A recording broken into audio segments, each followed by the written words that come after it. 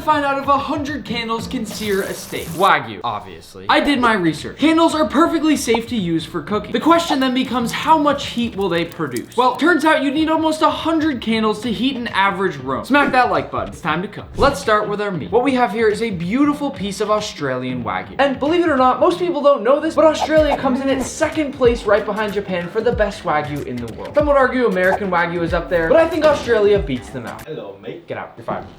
First things first, let's hit it with some salt. You already know I only season my Wagyu with salt. No pepper, nothing else. Now it's time to light up these candles. Let's set our cutting board off to the side, and here we have our cook station for the day. But it's time to light them up. What's the fastest way to light something up in our kitchen?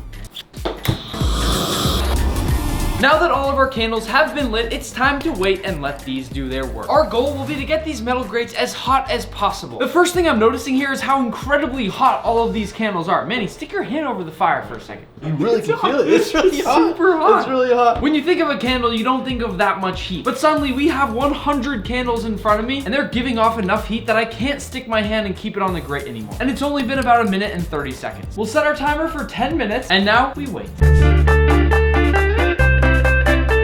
After 10 minutes have gone by, it's time to finally cook our steak. Manny, the moment of truth. Did you hear that? Manny, come and listen to the sounds of cooking. So here's what seemed to happen. We got that initial really nice sizzle, which made Manny and I feel great about this. Things have quieted down. We're gonna try to move it around a little bit, hit some different hot spots across the candles, and get some nice cooking action in here. We weren't getting enough heat when the candles were propped that high up, so we've now moved the grates directly onto the candles. Listen.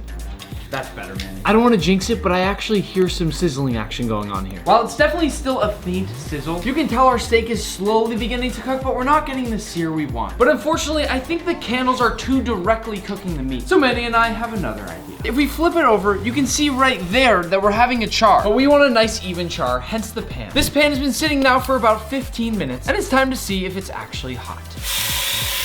I'm almost a little bit bummed that we have these marks across the meat, but luckily we didn't mess it up too much. It's just not gonna be evenly cooked. You fucking donut. I think, however, it's clear that this pan is the move. Take a peek. Oh, what the fuck?